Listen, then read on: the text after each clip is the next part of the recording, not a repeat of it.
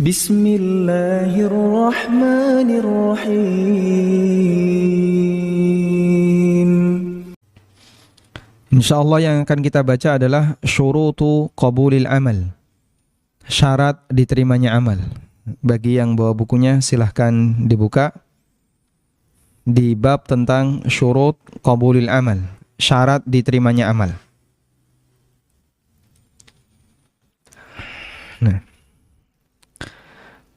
sebagai makhluk yang berakal, kita memahami bahwa yang namanya tugas itu pasti ada standar. Yang namanya tugas pasti ada standar. Karena seseorang disebut telah melaksanakan tugas apabila dia menunaikan tugas itu sesuai dengan standarnya. Jangankan dalam urusan agama, dalam masalah kehidupan dunia, kita telah mengenal hal ini. Sehingga seorang dosen yang dia memberikan tugas bagi mahasiswanya, bisa dipastikan ketika dia memberikan tugas ada standarnya. Dosen tidak akan menerima ketika pekerjaan yang disetorkan oleh mahasiswa sifatnya serampangan. Apalagi dalam urusan akhirat, yang di situ balasannya surga dan neraka. Tentu ada standarnya. Maka siapa yang mengakui keberadaan adanya syariat, konsekuensinya adalah dia mengakui bahwa dalam pelaksanaannya tentu ada standarnya. Karena itulah Allah Subhanahu wa taala ketika menyampaikan sesuatu, Allah berikan syarat. Dan banyak sekali bentuk syarat yang disebutkan dalam Al-Qur'an.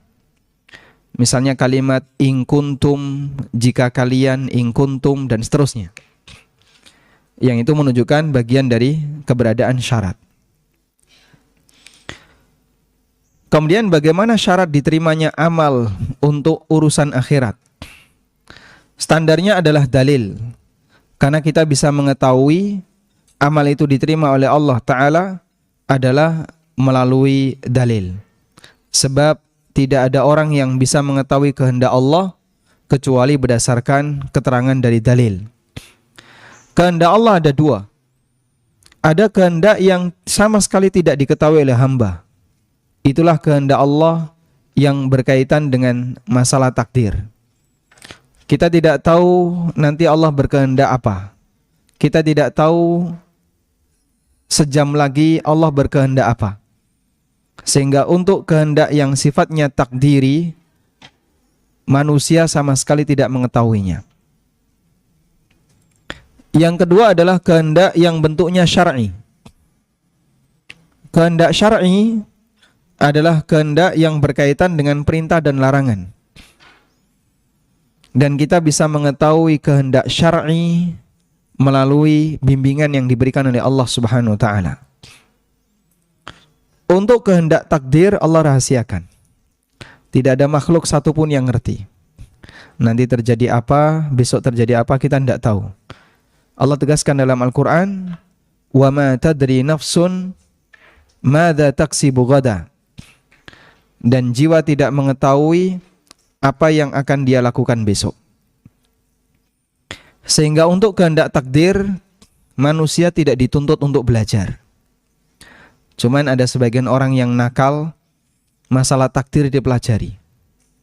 Dalam arti dia menebak-nebak besok terjadi apa, sampai ada pawang hujan, pawang gempa, nanti pawang angin ribut, terus pawang apa lagi ya. Semua serba dipawangkan. Ada orang yang ngeramal takdir, ngeramal jodoh, ngeramal masa depan. Ini orang yang dia ya boleh dikatakan sembrono ya. Sehingga dia mempelajari bagian dari kehendak takdir yang itu mustahil bisa diketahui oleh manusia. Tapi anehnya orang seperti ini nggak pernah belajar syariat. Sehingga yang namanya pawang hujan tuh ngerti nggak rukun wudhu itu apa? Nggak tahu ya. Para dukun yang meramal tentang masa depan, dia nggak ngerti rukun sholat. Dia nggak tahu apa yang menjadi perintah Allah. Sehingga bagian kehendak takdir dia pelajari, padahal itu mustahil orang bisa mendapatkan. Sementara kehendak syar'i malah dia tinggalkan, padahal ini bagian yang perlu yang diperintahkan untuk dipelajari. Kita diperintahkan oleh Allah untuk mengenali perintah dan larangan, mengenali apa saja yang Allah wajibkan, agar kita bisa menunaikan kehendak syar'i Allah, kehendak yang sifatnya perintah dan larangan. Sementara untuk masalah takdir Allah rahasiakan, tidak ada satupun makhluk yang tahu. Kewajiban kita adalah mengimaninya, bukan berusaha untuk menggali, mencari tahu apa saja yang ditakdirkan oleh Allah Subhanahu wa taala. Kalau kita paham ini, Masya Allah ya, ada banyak hal yang kita bisa simpulkan dari pelajaran yang terjadi di masyarakat, di mana masyarakat kita dalam urusan kehendak takdir itu kadang kepo. Tapi kalau dalam urusan kehendak syar'i, mereka tidak mau untuk mempelajarinya. Baik. Kembali kepada masalah syarat diterimanya amal. Kita bisa mengetahui amal itu diterima ataukah tidak, standarnya adalah syariat. Karena yang memerintahkan Allah, dan yang memberikan standar juga Allah. Maka makhluk untuk bisa mengetahui standarnya dikembalikan kepada Allah Subhanahu wa taala. Sehingga kita perlu tahu bagaimana standar yang diberikan oleh Allah agar amal kita diterima. Penulis menyebutkan syarat diterimanya amal di sisi Allah. Syurutu qabulil amal indallahi thalathatun. Syarat diterimanya amal di sisi Allah ada 3. Yang pertama adalah al-imanu billahi wa tauhiduhu. Beriman kepada Allah dan mentauhidkannya. Karena amal orang kafir tidak akan diterima oleh Allah Subhanahu wa taala. Meskipun itu amal sosial. Amal orang kafir yang non sosial kita yakin gak bakalan diterima. Contoh yang non sosial apa? Salat, membaca Quran, itu non sosial. Dan amal orang kafir yang sosial juga tidak diterima oleh Allah Subhanahu wa taala. Dan Allah tegaskan ini di surat At-Taubah ayat 54. At-Taubah ayat 54. Allah berfirman, "Wa ma mana'ahum an tuqbala minhum nafaqatuhum illa annahum kafaru billahi wa bi rasulih." Tidak ada yang menghalangi nafkah mereka diterima oleh Allah selain karena mereka kufur kepada Allah dan Rasulnya. Dan di sini Allah berbicara amal sosial. Amal sosial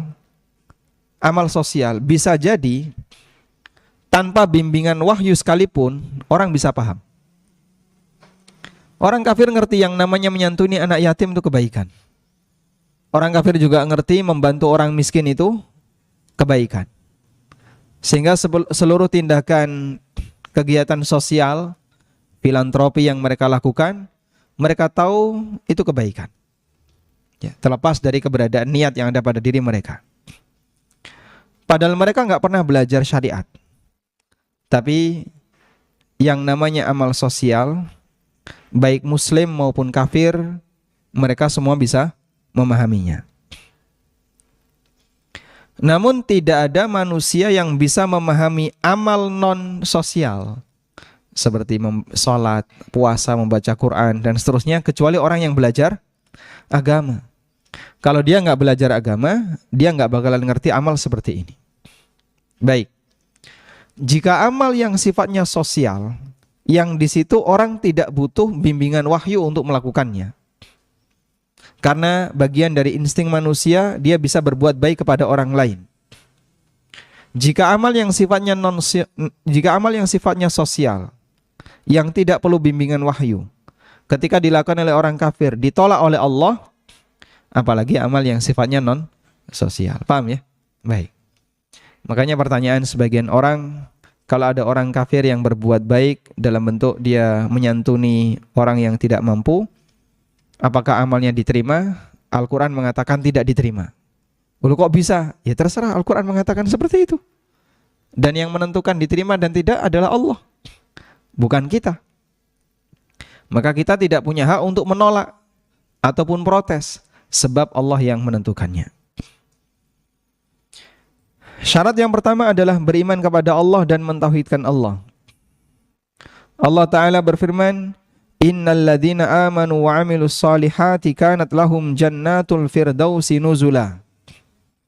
Sesungguhnya orang-orang yang beriman dan beramal saleh, maka mereka mendapatkan surga Firdaus nuzulan, sebagai tempat singgahnya. Di sini Allah menggandengkan antara iman dengan amal saleh, dan itu terjadi dalam banyak ayat yang menunjukkan bahwa iman dan amal saleh ini dua hal yang saling berkorelasi, di mana amal seorang bisa diterima apabila dia adalah seorang mukmin. Dan mungkin dalil yang lebih tegas lagi adalah surat At-Taubah ayat 54 yang tadi kita baca. Wa ma mana'ahum an tuqbala minhum nafaqatuhum illa annahum amanu billahi illa annahum kafaru billahi wa birasuli. Tidak ada yang menghalangi mereka ditolak nafkahnya selain karena mereka kufur kepada Allah dan Rasulnya.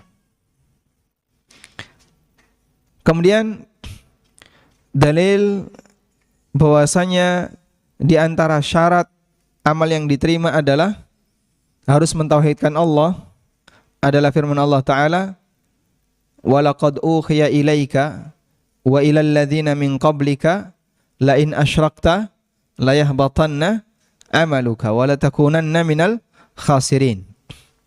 Sungguh telah diwahyukan kepadamu dan umat-umat sebelummu, لَإِنْ أَشْرَكْتَ لَيَحْبَطَنَّ عَمَلُكَ, kalau kamu berbuat syirik, maka seluruh amalmu akan sirna, akan terhapus. Sehingga menunjukkan orang yang berbuat kesyirikan, tidak mentauhidkan Allah, maka amalnya tidak diterima oleh Allah Subhanahu wa ta'ala. Baik, kita ulang ya. Sebutkan dalil bahwa syarat diterimanya amal harus beriman. Sebutkan dalilnya.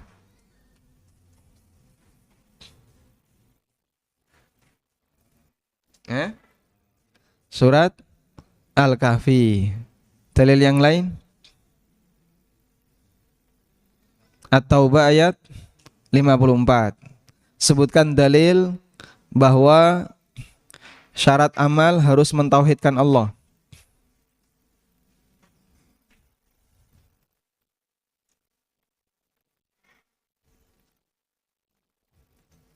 Sebutkan dalil syarat amal harus mentauhidkan Allah. Silakan, Pak.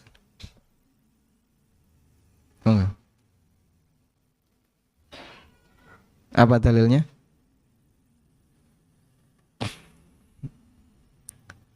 Orang yang berbuat syirik amalnya terhapus. Bunyi ayatnya gimana?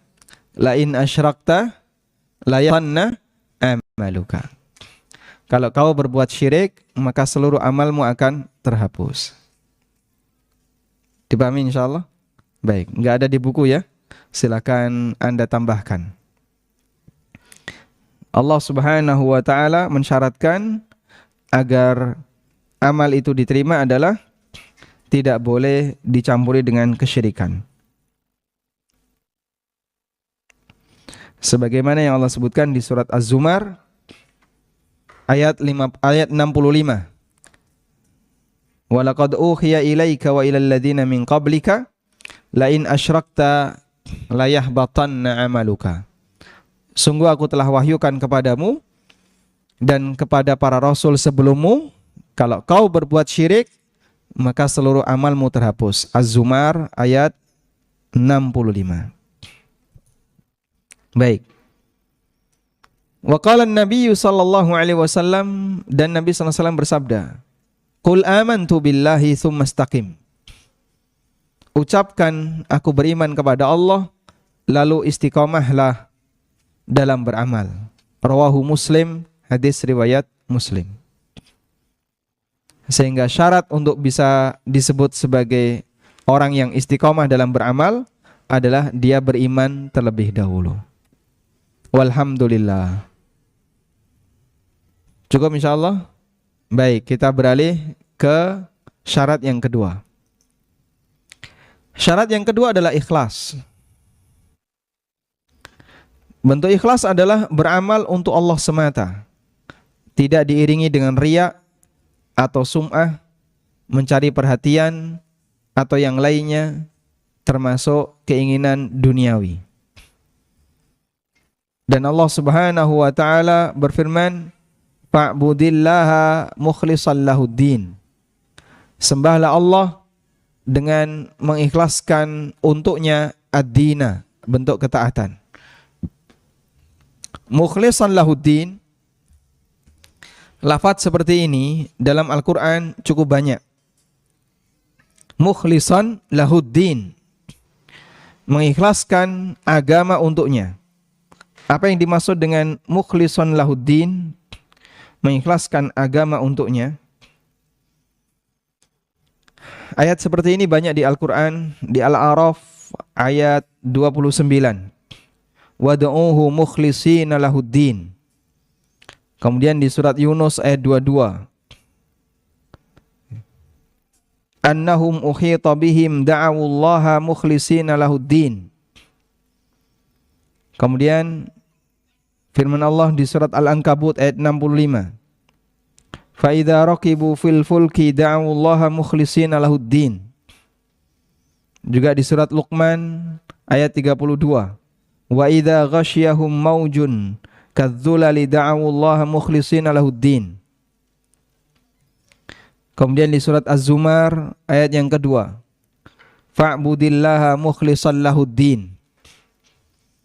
Lalu juga di surat Az-Zumar ayat 11, qul inni umirtu an a'budallaha mukhlishan lahuddin. Kemudian juga ada di surat Al-Bayyinah yang kita hafal, wa ma umiru illa liya'budullaha mukhlishina lahuddin. Jadi banyak sekali kalimat mukhlishina lahuddin, mukhlishan lahuddin. Apa sih maknanya kalimat itu? Makna kalimat itu, yang ini merupakan pesan yang berkali-kali disebutkan dalam Al-Quran, berarti itu bagian dari prinsip yang harus dipegangi oleh kaum muslimin. Makna kalimat itu adalah mengikhlaskan agama untuk Allah. Ad-din di situ artinya amal. Ad-din di situ artinya apa? Amal. Sehingga mukhlishan lahuddin adalah mengikhlaskan untuk Allah al-amal. Karena hakikat dari agama adalah amal. Sebagaimana perkataan pepatah Arab, kama tadinu tudan. Sebagaimana kau beramal, tudanu, kau akan dibalas. Sehingga ad-din artinya adalah amal dalam beragama. Maka mukhlishan lahuddin, mukhlishina lahuddin artinya adalah mengikhlaskan amal untuk Allah. Walhamdulillah. Dan dalil tentang ikhlas ini banyak sekali ya. Dan penulis hanya menyebutkan satu karena saking banyaknya dalil tentang itu. Sebab Allah hanya menerima amal yang baik, sehingga ketika amal itu dicampuri dengan riya, berarti amal itu penuh dengan kotoran. Dan kalau amal itu penuh dengan kotoran, Allah tidak berkenan untuk menerimanya. Innallaha tayyibun la yaqbalu illa tayyiba. Allah itu maha baik dan Allah tidak menerima kecuali yang baik. Berarti ini bukti bahwasanya riya itu kotoran. Riya itu kotoran. Sebab orang yang melakukan amal sambil riya, maka hakikatnya dia melakukan syirik khafi atau syirik asghar, syirik yang tersembunyi atau syirik kecil, yaitu dia ingin mencari perhatian kepada selain Allah Subhanahu wa taala. Yang ketiga, al-muwafaqatu lima jaa bihi Rasul sallallahu alaihi wasallam. Sesuai dengan bimbingan yang dibawa oleh Rasul sallallahu alaihi wasallam. Qala subhanahu wa ta'ala, Allah berfirman, "Wa ma atakumur rasulu fakhudhuhu wa ma nahakum anhu fantahu." dan apa saja yang diberikan oleh Rasul kepada kalian, fakhudhuhu, maka ambillah. Wa ma nahakum anhu, dan apa saja yang dilarang oleh Rasul, maka fantahu, tinggalkanlah. Surat Al-Hasyr ayat 7. Baik. Surat Al-Hasyr ayat 7 konteksnya berkaitan dengan harta rampasan perang dari hasil fai'. Konteksnya berkaitan dengan apa? Fai'. Fai' itu apa fai'? Fai'. Huh? Fai' apa, Mas? Fai'. Baik. Apa bedanya dengan ghanimah? Baik. Jadi fai' dan ghanimah itu sama-sama harta hasil keuntungan perang. Namun kalau ghanimah terjadi kontak fisik, lalu kaum muslimin menang. Sementara kalau fai' tidak terjadi kontak fisik, karena musuh sudah pergi sebelum pasukan kaum muslimin datang. Dan dulu para sahabat mendapatkan fai' yang cukup banyak ketika mereka mengusir Bani Nadir. Pada waktu mereka menyerbu Bani Nadir ini nggak sanggup untuk menghadapi pasukan Nabi Muhammad SAW. Akhirnya mereka meninggalkan kampung halamannya dan ngungsi ke daerah Syam. Lalu semua harta yang ditinggalkan itu dimiliki oleh kaum muslimin. Ada kebun kurma, kemudian ada aneka barang-barang yang sama sekali tidak bisa mereka bawa, itu dikuasai oleh kaum muslimin. Itulah fai'. Nah, fai' ini di zaman Nabi SAW beliau yang membaginya. Beliau bagi, suku fulan dapat sekian, suku ini dapat sekian, suku ini dapat sekian. Maka Allah Subhanahu wa taala kasih aturan, wa ma atakumur rasulu fakhudhu. Kalau Rasul kasih silakan kalian ambil. Wa ma nahakum anhu fantahu. Tapi kalau Rasul tidak kasih, fantahau, maka jangan ambil. Sudah? Itu berkaitan dengan masalah apa? Dengan masalah apa? Harta rampasan perang. Jika dalam masalah harta rampasan perang, Allah Ta'ala ngasih panduan, apa yang diberi oleh Rasul silahkan ambil, yang enggak beliau beri jangan diambil. Ini berlaku dalam kaidah harta rampasan perang, apalagi dalam urusan akhirat, apalagi dalam masalah amal akhirat. Karena itulah para ulama menjadikan ayat ini sebagai dalil wajibnya mengikuti sunnah. Karena jika orang yang dia tidak orang yang dia dalam urusan dunia saja diwajibkan untuk mengikuti Nabi sallallahu alaihi wasallam, apalagi dalam urusan akhirat.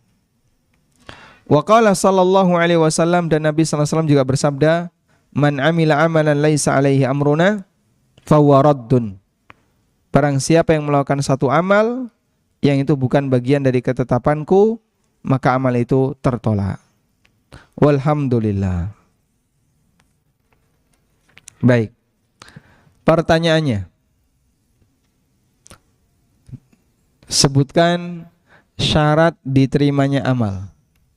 Silakan. Satu. Ya. Ini sudah hafal ya harusnya. Dia pelakunya harus mukmin. Yang kedua?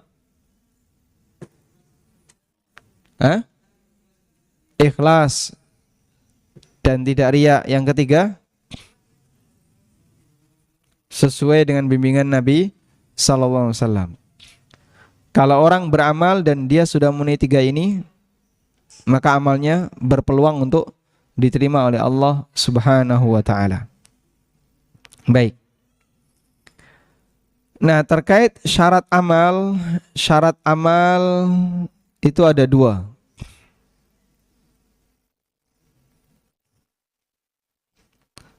Yang pertama adalah syarat diterimanya amal. Dan tadi sudah kita jelaskan. Yang kedua adalah syarat sah amal. Apa beda antara sah dan diterima? Apa beda antara sah dan diterima?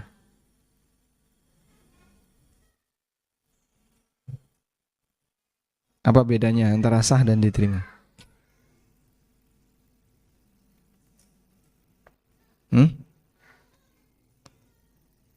Apa bedanya antara sah dan diterima?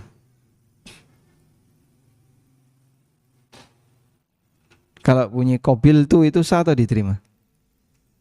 Hah? Qabil tu itu sah. Berarti nggak diterima. Hah? Sah tapi orangnya nggak diterima. Kowe aja turu ning nggon aku.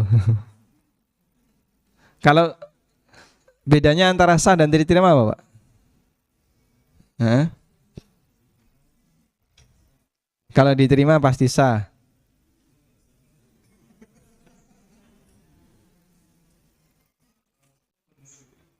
Kalau sah belum tentu diterima.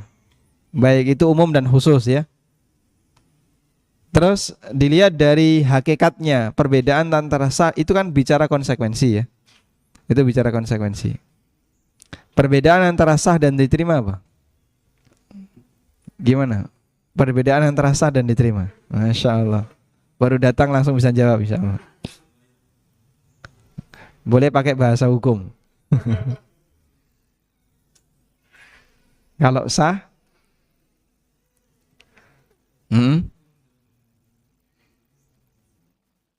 kalau diterima, kalau sah artinya menggugurkan kewajiban. Setiap ibadah yang sah maka menggugurkan status perintah ibadah itu. Jika dia wajib maka menggugurkan kewajiban, jika dia sunnah maka menggugurkan perintah sunnahnya. Sudah? Kalau diterima berarti berpeluang mendapatkan pahala. Kalau diterima berpeluang mendapatkan pahala. Wallahu a'lam. Nah, syarat amal itu ada syarat diterimanya amal. 3 tadi yang sudah kita sebutkan ya. Pelakunya mukmin, amalnya ikhlas, dan sesuai petunjuk Nabi sallallahu alaihi wasallam. Sedangkan syarat sah amal itu berkaitan dengan ketentuan yang harus dipenuhi agar amal itu dinilai teranggap oleh syariat sehingga menggugurkan kewajiban.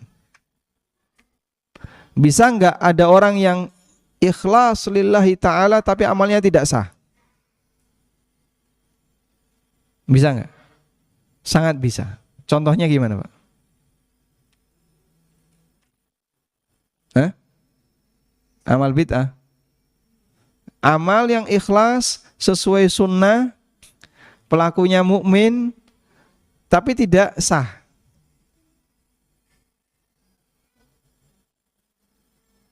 Contohnya apa? Banyak ya? Banyak sekali ya.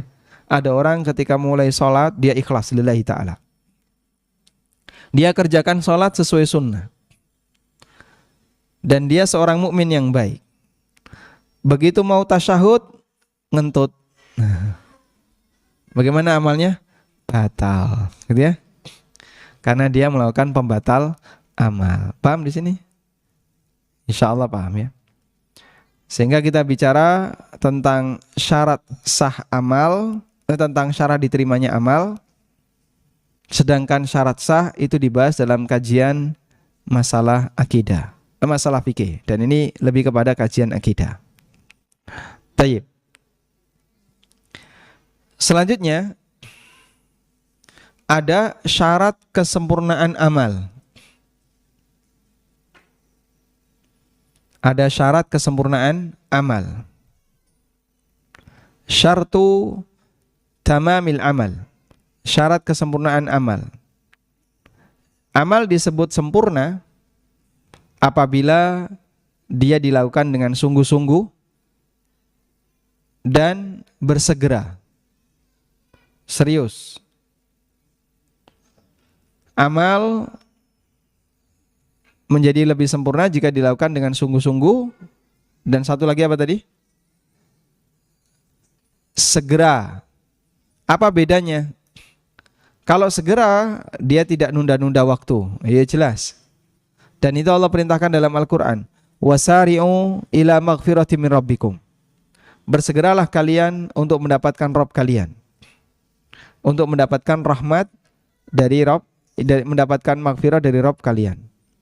Sehingga di situ ada perintah untuk bersegera untuk mendapatkan ampunan dari Allah, dan itu maknanya adalah bersegera ketika melakukan ketaatan kepada Allah. Yang kedua adalah sungguh-sungguh. Sungguh-sungguh dalam beramal artinya dia ketika beramal tuh serius, memperhatikan rukun dan syaratnya, memperhatikan wajib-wajibnya, dan apapun yang disunnahkan di sana. Ini syarat kesempurnaan amal. Nah, untuk syarat yang kedua, dalilnya adalah firman Allah Ta'ala, Ya Yahya khudil kitaba biquwwah. Wahai Yahya, ambillah Alkitab bil quwwah, dengan kekuatan. Artinya beliau diperintahkan oleh Allah untuk serius, sungguh-sungguh dalam melakukannya. Maka orang yang beramal dan dia memenuhi 3 kriteria ini, sempurnalah amalnya. Yang pertama kriteria keabsahan, dia memenuhi syarat-syarat sholat, rukun-rukunnya. Yang kedua kriteria diterimanya amal, dia penuhi 3 syarat tadi.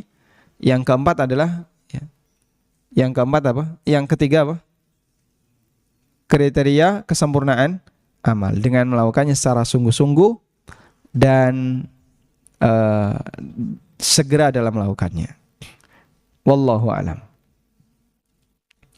Baik. Walhamdulillahi rabbil alamin. Nah, sampai di sini ada yang mau disampaikan khusus untuk masalah syarat diterimanya amal?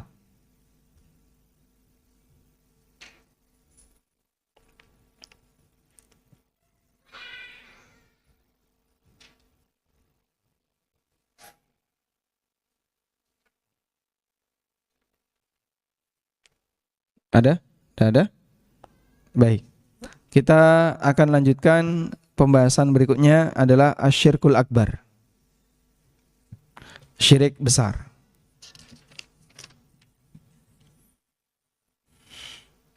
Setelah penulis menyebutkan tentang bab syarat diterimanya amal, berikutnya penulis membawakan bab tentang asyirkul akbar, syirik besar.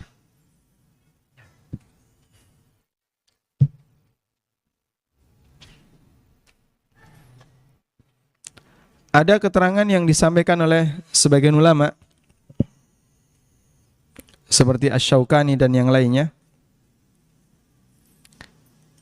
Pada asalnya penyebutan kata syirik dalam Al-Quran maknanya adalah syirik akbar. Pada asalnya penyebutan kata syirik dalam Al-Quran maknanya adalah syirik akbar. Baik.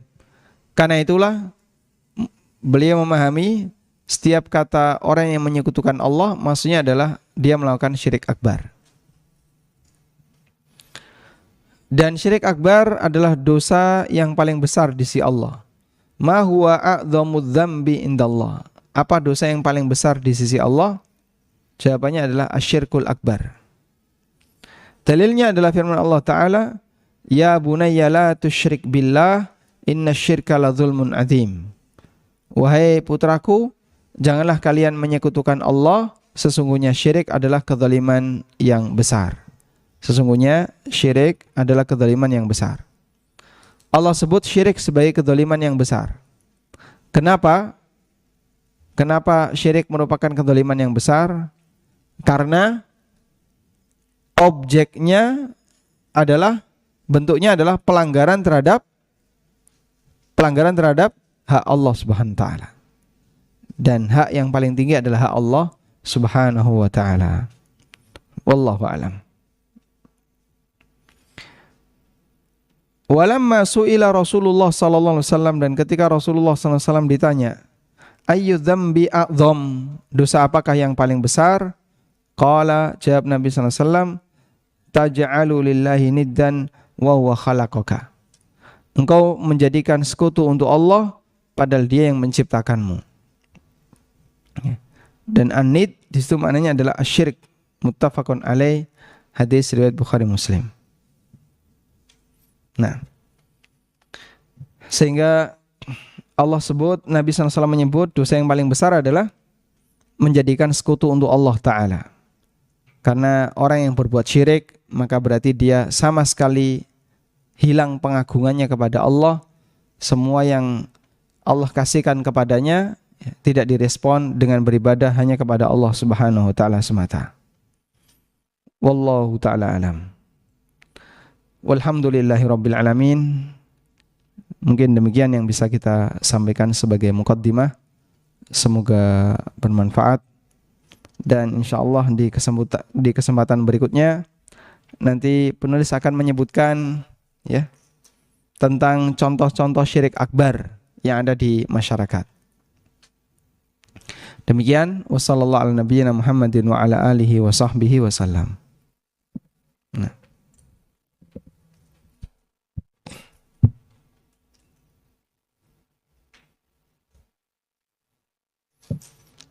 Nah, fadhal.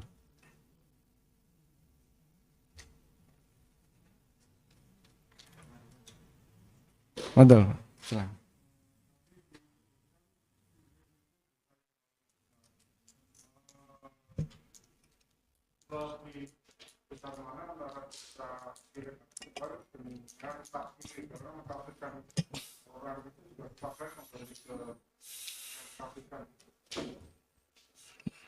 Masya Allah, jazakallah khairan. Mana yang lebih besar, dosa syirik akbar ataukah dosa mengkafirkan orang? Ini yang bunglon dengerin nggak? Nah, Rasulullah Sallallahu Alaihi Wasallam bersabda, "Man qala li akhihi ya kafir, faqad ba'a ahadahuma, faqad ba'a biha ahaduhuma." Saya ulang ya. Man qala li akhihi ya kafir, faqad ba'a biha ahaduhuma. Barang siapa yang mengatakan kepada saudaranya, hei orang kafir, maka akan kembali kepada salah satunya. Tuduhan ini nanti akan layak ditempelkan di orang yang dituduh kafir tadi, jika memang orang yang dituduh itu memang kafir. Sehingga ketika si A mengatakan kepada si B, wahai B kamu kafir, dan memang B ini orang kafir. Ya, dia dukun, ratau sholat, ratau poso, pekerjaannya ngeramal orang, ya. Dan dia juga suka ngambil harta orang lain. Lalu ada orang yang mengingatkan, hei kamu orang kafir, karena kamu telah melakukan pelanggaran. Baik, jika memang dia layak untuk disebut itu, maka ya itu tidak kembali kepada yang mengucapkannya. Tapi kalau dia tidak layak untuk disebut itu, faqad ba'a biha ahaduhuma, maka akan kembali kepada salah satunya. Maksudnya gimana? Apakah yang menuduh jadi kafir? Jawabannya tidak. Tapi dosanya kembali kepada yang menuduh kalau enggak layak. Paham ya? Sehingga dia mendapatkan dosa disebabkan karena dia mengkafirkan orang lain. Dan mengkafirkan orang lain tidak sampai jadi kafir. Khawarij itu mengkafirkan Ali bin Abi Thalib. Tapi Ali bin Abi Thalib tidak mengkafirkan Khawarij. Sehingga ketika Ali bin Abi Thalib ditanya oleh muridnya, bagaimana Khawarij itu? Ahum munafikun, apakah Khawarij itu orang munafik?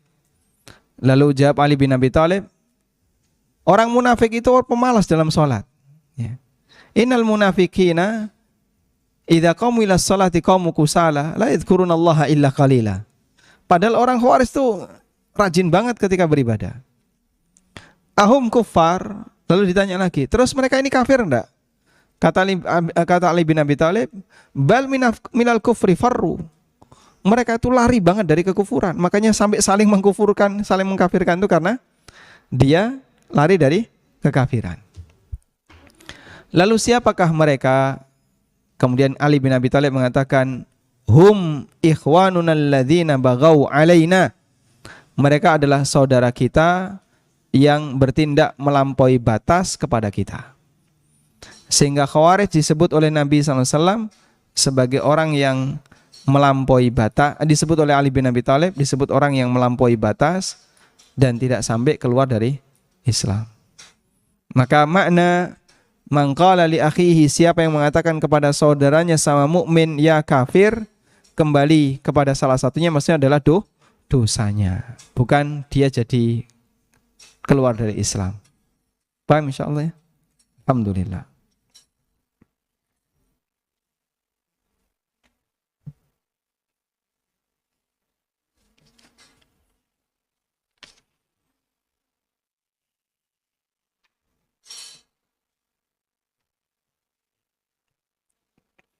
Assalamualaikum warahmatullahi wabarakatuh. Waalaikumsalam warahmatullahi. Apabila seseorang mentaati peraturan orang yang dianggap imam, taatnya melebihi Rasul dan Allah, apakah itu syirik akbar? Ada yang disebut dengan syirkut ta'ah, syirik dalam ketaatan. Dan itu terjadi pada orang-orang Yahudi di masa silam. Allah Subhanahu wa taala ceritakan tentang Yahudi, ittakhadhu ahbarahum wa ruhbanahum arbaba min dunillahi wal masih ibn Maryam. Mereka menjadikan pendeta dan rahib-rahib mereka sebagai rob selain Allah. Arbaba min dunillah, sebagai rob selain Allah. Adi bin Hatim, yang beliau dulunya adalah Yahudi, tanya kepada Nabi SAW, kami tidak pernah menyembah pendeta. Kok Al-Quran bunyinya kayak gini? Mereka orang Yahudi telah menjadikan pendetanya sebagai Tuhan selain Allah, padahal kami tidak pernah nyembah pendeta. Lalu Rasulullah SAW memberikan penjelasan. Alaysa idza ahallu haraman au harramu halalan. Alaysa idza ahallu haraman. Pendeta itu menghalalkan apa yang Allah haramkan, kalian ikut menghalalkannya. Wa idza harramu halalan, dan ketika mereka mengharamkan apa yang Allah halalkan, kalian ikut-ikutan mengharamkannya. Maka jawab Adi, bala, betul, kayak gitu memang.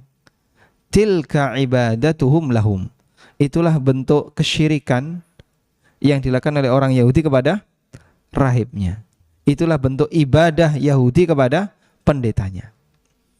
Maka salah satu di antara bentuk syirik adalah ketika sang imam mengubah hukum, dia aminkan dengan keyakinan ini yang benar, padahal itu jelas mengubah hukum. Sehingga ketika imam mengatakan perbuatan A ini boleh, halal, silahkan, lalu kita ikut-ikutan, boleh, halal, silahkan. Perbuatan B ini haram, nggak boleh, lalu kita ikut-ikutan mengatakan B itu haram, padahal itu bertentangan dengan hukum. Maka ini masuk dalam kategori syirku at-ta'ah, menyentuhkan Allah dalam masalah ketaatan. Paham insyaallah ya?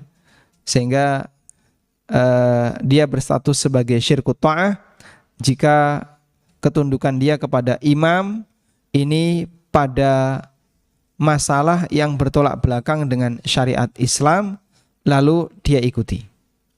Wallahu a'lam.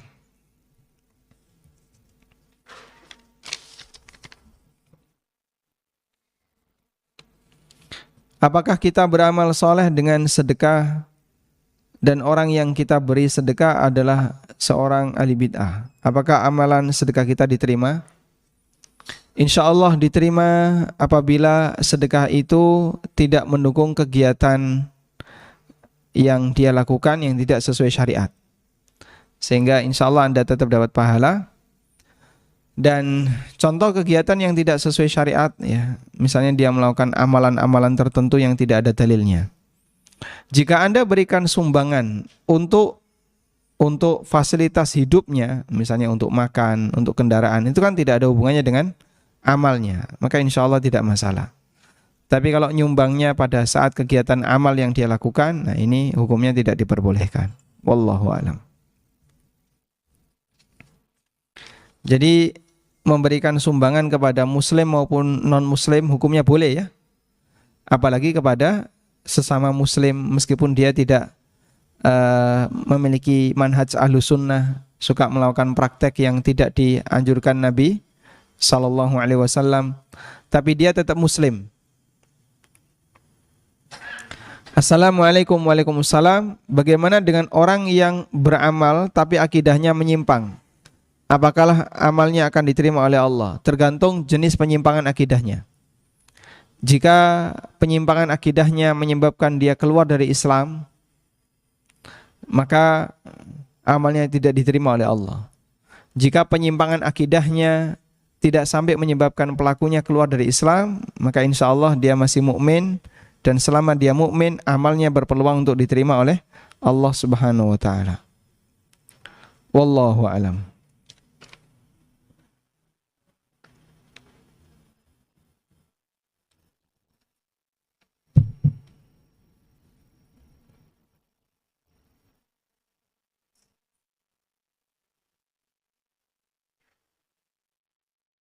Baik, ini ada pertanyaan. Saya eja dulu ya tulisannya. Mau izin bertanya, kalau kita apa ini? Kalau kita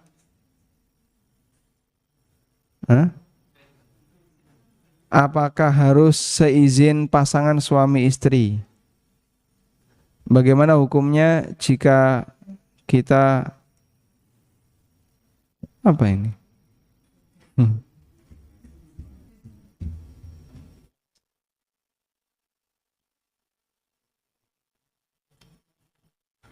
Kayaknya bukan bahasa Indonesia ini.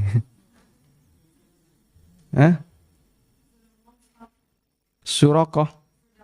Oh, sodakoh. Masya Allah.